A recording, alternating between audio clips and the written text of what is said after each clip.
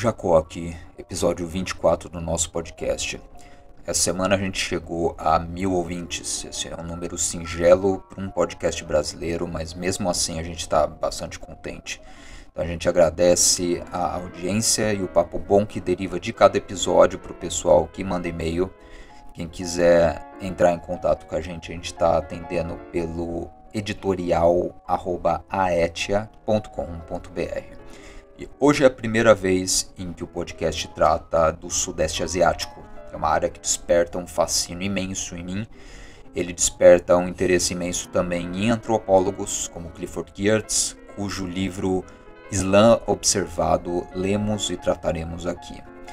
A antropologia tem essa história curiosa dentro das ciências humanas, porque ela surgiu bem mais tarde que as outras. Ela ganhou espaço na academia só com investimento de poderes imperiais no começo. Então a Holanda, na época que tinha colônias na África do Sul, na atual Indonésia, no Suriname, por aí vai, praticamente pagou um monte de acadêmico para criar uma área, estudar as suas colônias, aprender línguas e costumes locais e com essa informação ajudar na dominação de povos colonizados. A coisa era explícita desse jeito. O objetivo era usar a ciência para escravizar gente, para controlar populações nativas. Essa tal ciência na época se chamava orientalística, que é um nome que hoje é praticamente usado como uma ofensa, né? Naquela época era o nome das faculdades, e a área trazia linguistas, historiadores e jovens sociólogos que de fato tinham interesse legítimo nos locais onde atuavam. Só que o único problema é que eles só teriam um emprego garantido trabalhando para os poderes imperiais. Então, fazer trabalho de campo antropológico naqueles meados de 1900 era meio que enfiar uma bota de cano alto, um chapéu de safari e ir morar num canto desconhecido por uns 10 anos. Você voltava completamente transformado para casa, escrevia a respeito, lançava seus livros. E hoje em dia existe coisas como antropologia urbana. Você pode fazer um trabalho de antropologia sobre comportamento, analisando descrições de perfil do Tinder, por exemplo. Não sei se é um tema tão relevante, mas é cabível dentro dessa ciência. Do início da orientalística até a época do Clifford Geertz, que é meados de 1960, a coisa foi um pouco diferente. Se tratava de uma ciência de deciframento do mundo de populações selvagens, bem entre aspas, para que a gente entenda também como nós, homens e mulheres civilizados, éramos no passado. Hoje em dia ninguém acredita muito nisso, a gente relativiza essa categoria ridícula do selvagem, em partes pelo esforço de gerações de antropólogos que foram conhecer um mundo diferente e voltaram altamente críticos da vida ridícula que nós vivemos na tal civilização. Então a gente já fala sobre isso, mas objeções profundas contra o paradigma europeu de civilização veio do pessoal que aprendeu com os indígenas que era possível organizar a sociedade de forma diferente. Não teve região no mundo mais intrigante para antropólogos do que a Indonésia. O lugar é imenso, né? É o arquipélago mais povoado no mundo, ele é composto por 1.300 etnias, 700 línguas, 17.000 ilhas, uma mais diferente da outra em termos de cultura, de diversidade linguística, cultural e geográfica. São números imensos que a gente está falando aqui, e ao invocá-los a gente tem que considerar um fato central, que a diversidade dos modos de vida na Indonésia exige que todo mundo que mora lá seja tolerante com essa diversidade cultural. Tolerante de um jeito que nós brasileiros ou que os europeus não são. Senão seria impossível aquele monte de variantes formarem um país pacífico, relativamente pacífico, o que faz com que qualquer grande influência cultural que chegue lá, aliás, a gente está pensando no Islã aqui, tenha que se adaptar de forma muito inesperada. O livro do Geertz conta um pouco desse mecanismo, desse traço singular daquele canto do mundo. Como o Islã pode ser tão diferente numa ponta da África, ele isola o caso do Marrocos principalmente, e nesse país ultradiverso, a Indonésia, que é aliás o país com maior número de fiéis muçulmanos do planeta. Então essa coisa de o país com o maior número de muçulmanos atribuída à Indonésia é algo que a gente ouve em todo canto. Virou um lugar comum já. O que é preciso adicionar a isso é que há uma variante islâmica modernizada e até um secularismo islâmico por lá que deve ser levado em conta também. Então no sul da ilha de Sulawesi, por exemplo, você tem uma etnia chamada Bugis. Eles são indígenas à região, sempre tiveram ligados ao xamanismo, a uma visão do cosmos segundo a qual há um equilíbrio cruzado entre as coisas, inclusive os sexos. Então você tem homens e mulheres cis, beleza? Mas isso exige, segundo a cosmovisão dele, que haja homens e mulheres trans também. Isso é parte do ordenamento do universo. O equilíbrio do universo meio que depende dessas variações. E as pessoas mais abençoadas ou destacadas dentro da comunidade Bugis são pessoas não binárias, que chamam de Bisu. São sem gênero e ao mesmo tempo com os dois gêneros dentro de si. E que por isso estão mais próximas do divino, da totalidade, né, da humanidade. Isso não é um desenvolvimento moderno, resultado da tal ideologia de gênero que seu tio Reaça jura que existe como uma conspiração criada para destruir a família tradicional. Na verdade, os Bugis operam com essas categorias há milênios, antes de existir a tal família tradicional, e pessoas trans têm seu lugar reservado e respeitado nessa sociedade. E a gente estava falando do Islã. Ele chegou inicialmente pelo mar de Java via comerciantes. Ele se adaptou simultaneamente no norte de Java, onde tem boa parte da população indonésia, onde fica Jakarta, por exemplo, e do outro lado do mar também, que é justamente o sul de Sulawesi. E a adaptação ocorreu sem problema nenhum. Hoje em dia, as pessoas sem gêneros não binários, os Bisu, são sacerdotes islâmicos, autoridades máximas naqueles lugares. Então imagina um lugar como o Irã, como a Arábia Saudita. O pessoal seria condenado à morte imediatamente.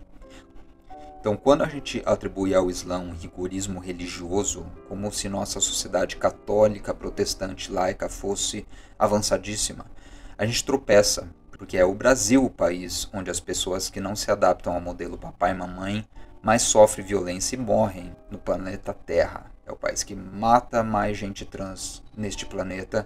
Isso deveria ser vergonhoso pra gente. Então isso não vem de um país muçulmano, supostamente rígido, vem da terra do samba e da tolerância. Esse e outros dados curiosos tornam a Indonésia um paraíso para qualquer pessoa interessada em antropologia, porque é extremamente desafiador estudar as sociedades humanas por lá em função dessa maleabilidade tão distinta.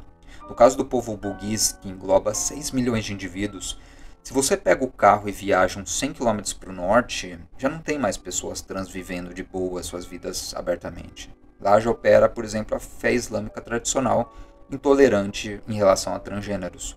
Então, o Islã em Java, por exemplo, ele já está beirando o secularismo. Eu já conheci muçulmanos ateus de Jakarta, por exemplo, mas que mantêm as tradições islâmicas como tradições familiares e de moralidade. Na Indonésia, aliás, você tem no seu RG escrito a sua religião. Você tem que escolher entre 5 diferentes, que são as aceitas. Você não pode falar que você é ateu, justamente porque na cosmovisão deles não existe ateísmo como categoria à parte. Você é ateu, budista, ateu, cristão, porque sua família vem dessas tradições. É mais ou menos esse o papo. Outros lugares, tipo o norte da Sumatra, uma província chamada Aceh, são lugares onde opera a Sharia. A lei jurídica está mesclada com os princípios do Alcorão, igual rola na Arábia Saudita, no Omã.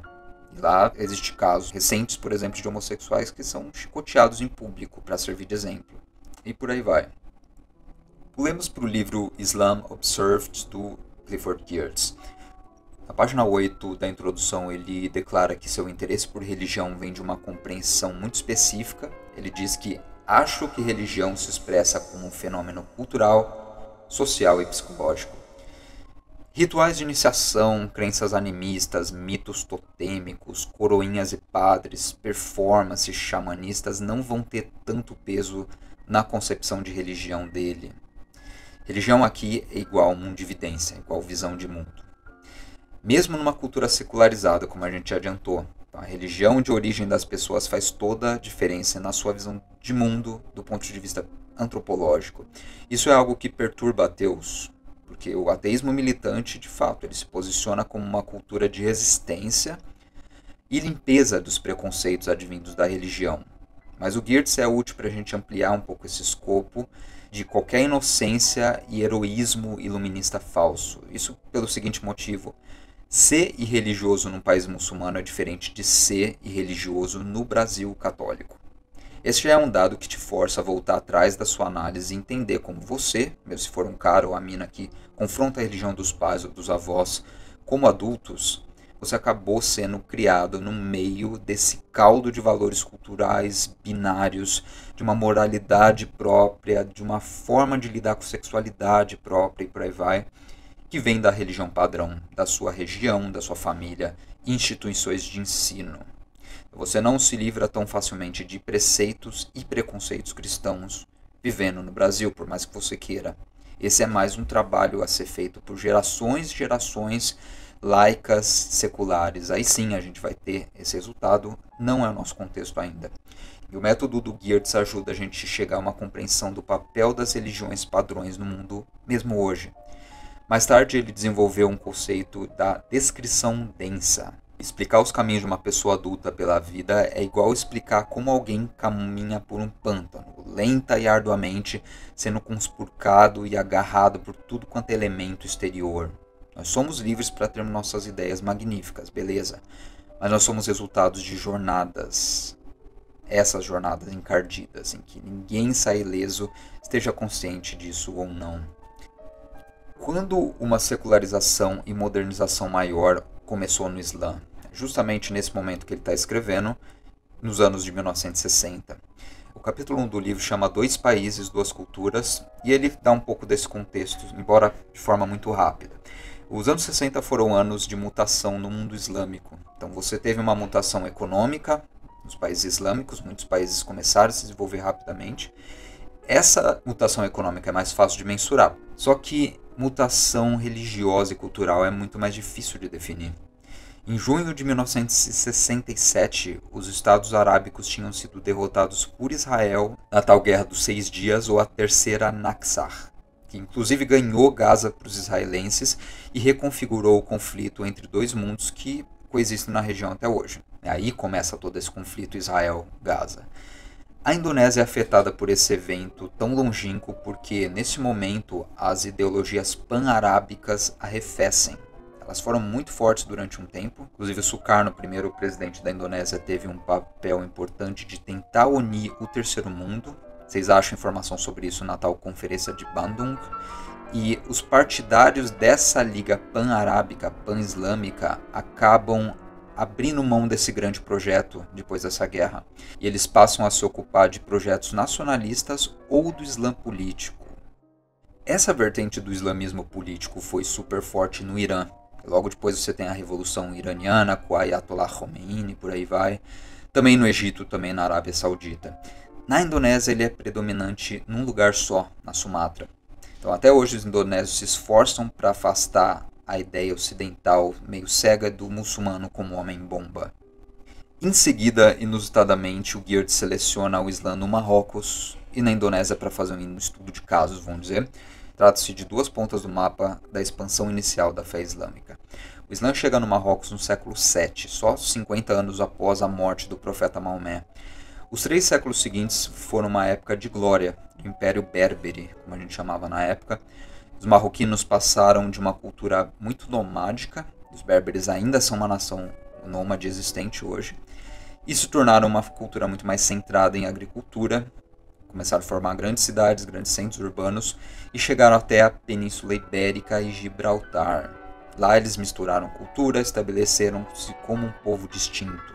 E esse é um processo de transformação civilizatória muito grande, porque os berberes são a população indígena daquele canto do mundo. Na época eles eram cristãos ou judeus ou politeístas. Então houve uma espécie de mini-jihad contra essa antiga civilização berbere entre os anos 640 e 711, e o resultado foi o Marrocos islâmico. O pessoal que sobreviveu se converteu à fé islâmica. O Islã se mesclou perfeitamente à ética comunitária desse novo povo e o tipo de expansionismo comercial que definiu esse mundo mouro, entre aspas. A partir daquele momento, as periferias áridas estéreis do mundo islâmico se tornaram férteis, comercialmente prósperas, apesar dos ataques constantes vindo de tudo quanto é lado.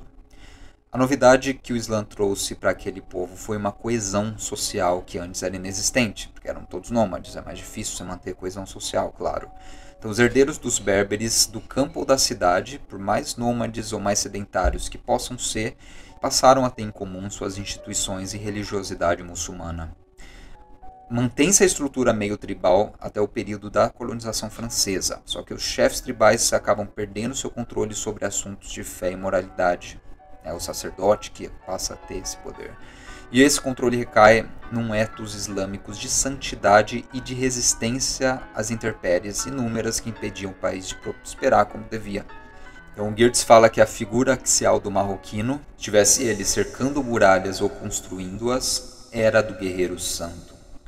Isso foi até a colonização franco-espanhola no século XX já.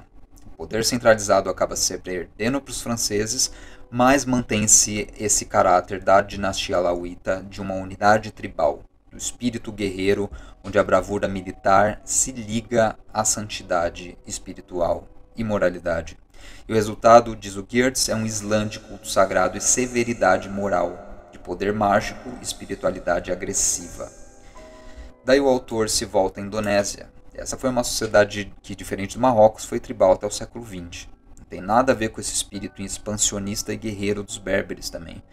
O Islã chegou lá via comércio só após o século XIV. E o hub da fase inicial de expansão da fé islâmica foi o Mar de Java, inclusive o sul de Sulawesi, da qual a gente já falou. Ele se adaptou maleavelmente também por isso, porque a questão não era colocar a espada na garganta do nativo e falar, se se converte ou morre. A teoria geralmente aceita hoje é que os mercadores que professavam a fé islâmica apareceram por lá, alguns se estabeleceram, se casaram com as nativas, fizeram família e por aí vai, e assim que a religião é passada pela frente. O resultado é, hoje a Indonésia tem o maior número de fiéis declarados da fé islâmica do mundo. 86% da sua população, que é uma população de 237 milhões de pessoas, se declaram muçulmanos. O que significou essa chegada tardia?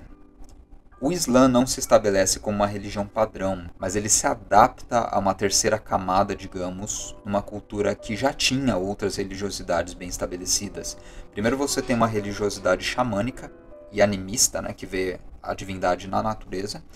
Ela é ligada aos nativos, e até hoje ela é professada em diversos cantos. Depois chegou o indo-budismo, estabelecendo-se por séculos e só depois o Islã. E nada dessa mistura se perdeu, esse é um fator interessante, porque algo das três camadas acabou ficando, e o resultado é essa religiosidade super única que a gente tem na Indonésia. Para o Geertz, você tem alguns fatores importantes que explicam isso. O primeiro é que o hinduísmo era uma religião mais aristocrática. A variante do hinduísmo que eles praticavam era shivaísta, ligada ao culto de Shiva, e geralmente a nobreza dos pequenos reinos locais que professava os rituais hinduístas, que tinha acesso, né, a esses rituais, e a literatura escrita em sânscrito, embora a população camponesa absorvesse certas ideias soltas dessa prática, mas mantendo em grande medida suas crenças animistas originais. Chega ao Islã e ele acaba sendo internalizado como prática pessoal, que ele se torna uma prática muito mais subjetivista, já que era assim que qualquer religiosidade funcionava naquele canto do mundo. Portanto, o Islã indonésio acabou tendo uma abordagem iluminacionista do divino, que é mais ou menos assim que funciona. O divino se revela na vida do fiel com o passar do tempo, no seu cotidiano. Então, fantasmas, deuses, djinns e profetas locais, que eles têm a espécie de santos, de padroeiros das cidades, acabam se misturando. Esse animismo filosófico antigo e uma versão contemplativa da religião dos antepassados, e não tem problema nenhum, isso não é visto como heresia. Na época da colonização, você tem claramente como modelos de empresas coloniais geram sociedades muito distintas, porque na Indonésia você tem uma ilha chamada Flores, ao lado do estado do Timor-Leste. Foi lá que os colonos portugueses conseguiram se estabelecer e ficar por bastante tempo. É o único canto da Indonésia onde os portugueses de fato ficam, né? E o catolicismo lá foi imposto aos nativos. Você se convertia ou morria. Até hoje, Flores é uma ilha católica e os timorenses mesmo têm nomes tipo Maria Inês, José de Castro. Né? A influência da língua portuguesa é muito grande. O resto da Indonésia, por outro lado, foi colonizado por holandeses. Não pela coroa holandesa, que era muito pequena e não tinha uma organização administrativa que desse conta de controlar todas as suas colônias, mas por uma empresa privada, que é a Verenigde Oostindische Compagnie, tal da Companhia das Índias Orientais, ou VOC. Essa VOC foi única na história mundial, porque ao mesmo tempo que ela era uma empresa, ela tinha poder de declarar guerra a demais países. É como se fosse um país em alto mar, expresso pelas frotas de dezenas de embarcações armadas até os dentes. Os holandeses fizeram suas contribuições para o mundo. O telescópio foi inventado por eles, o Wi-Fi, o waffles, o Haber, mas nenhuma invenção holandesa foi tão impactante, no pior sentido possível, que o sistema de apartheid. Ele foi a forma de governo que consolida o racismo, a segregação racial, como ponto de partida de organização de sociedades. Ele definiu toda a experiência colonial holandesa e foi importado para outras colônias, por exemplo, Estados Unidos da América. A gente conhece bem o caso da África do Sul. O espaço das cidades sul-africanas foi dividido por muito tempo e ainda tem resquícios disso, por cor de pele dos indivíduos. Você, como nativo negro, não podia acessar certas ruas, certos bairros sem permissão. A infraestrutura e embelezamento da cidade, como é de se esperar, vai toda para os bairros dos colonos brancos. O resto da cidade mal tem investimento de saneamento básico, de iluminação, de segurança e vias. Então as melhores escolas, é claro, melhores hospitais, ficam tudo para os brancos, de forma que depois de séculos desse sistema, você tem duas demografias muito distintas, como se fossem dois países dentro de um. Até a taxa de mortalidade, analfabetismo, etc., são muito diferentes entre população negra e população branca. Manifestações religiosas diferentes da cristã não só são aceitas, mas até desejáveis, porque esse funciona como mais um elemento que divide os colonos dos nativos. Compare com o caso do português, em que a missa é a ocasião de encontro e de integração parcial entre brancos e asiáticos, que as crianças brancas e asiáticas brincam juntos, por aí vai. Só que a missa holandesa não tem presença de nativos, com pouquíssimas exceções. Isso proveu ao Islã um poder de organização muito sui generis na sociedade indonésia. Todo o movimento insurrecionista de independência das esquerdas da Indonésia do período colonial vieram de organizações islâmicas. Só elas tinham poder de unir tanta gente para sentar e conversar sem fiscalização holandesa. Um desses grupos chama Budi Utomo, que ele surge como um grupo de estudos islâmicos, depois vira o movimento de independência. Você tem outros como Sarekat Islam, de onde sai uma figura central, que é Sukarno, um dos grandes heróis da independência indonésia e seu primeiro presidente da república. E voltamos à definição de religião do Geertz. Se a gente pensa a religião como um conjunto de ritos e práticas, a gente perde todo esse sentido mais profundo da religiosidade. A coesão nacional da Indonésia acaba dependendo da atuação de líderes islâmicos naquele momento. E essa não foi uma revolução religiosa que força o país a professar a mesma fé. Na verdade, o que os líderes islâmicos propuseram para demais religiões, para demais etnias, foi que eles tinham que fazer diferente dos holandeses. Se os holandeses não aceitam a integração, o que eles vão fazer é aceitar todas as etnias e manifestações culturais não europeias e formar um país. O Islã exige a aceitação de demais religiões, que é algo bem diferente do que a gente imagina ao pensar os Emirados Árabes, por exemplo. Com a crise do mundo islâmico de 1960, a gente tem reflexos distintos nos dois países, no Marrocos e na Indonésia. O que a vertente sunita ortodoxa do Islã professa, como ela interpreta o Alcorão e por aí vai, entra em conflito com a realidade da profissão de fé dos dois povos depois de mais de um milênio de desenvolvimentos culturais diversos. Na Indonésia isso se traduz em uma discussão que não acaba até hoje, porque quando começa esse Islã político que a gente falou, diferentes regiões se sentam e cada uma escolhe como vão professar a fé islâmica. Você tem no norte da Sumatra, Aceh, que aceita-se uma identidade islâmica extremada. Só que boa parte da Indonésia opta por manter o sincretismo, a separação dos poderes políticos e da profissão de fé. Com a modernização do mundo, o Islã não sai ileso também de um crescente movimento rumo ao laicismo. Isso é algo que o Geertz está começando a identificar nos anos 60 ainda. Ele ainda não sabia os desenvolvimentos desse laicismo, os desenvolvimentos do Islã como movimento internacional. Mas, novamente, o que mais interessa na gente com esse estudo é a metodologia que ele está usando para pensar a influência de visões religiosas na sociedade, na política, inclusive. Pensar o Brasil nesses termos seria interessante, fazer uma comparação uma contextualização de como o cristianismo, principalmente o protestantismo, se instala aqui, como ele vira política, como ele altera a mundividência do brasileiro. Esse tema foi o tópico do segundo encontro do grupo de estudo Sastra, que a gente senta para discutir aspectos culturais em geral do Sudeste Asiático. Esse grupo foi organizado pelo Cássio Daniel Siqueira, ele é ainda bem pequeno, mas quem tiver interesse de se juntar e se encontrar com a gente, é tudo feito online mesmo. A gente está respondendo pelo e-mail sastra.contato@gmail.com. Então a gente fica por aqui essa semana, e a música que termina esse episódio é uma música folclórica da Sumatra, de Syamsuddin, chamada Sigumendar. Tiok na lalu batanyokan nindak batamu katora.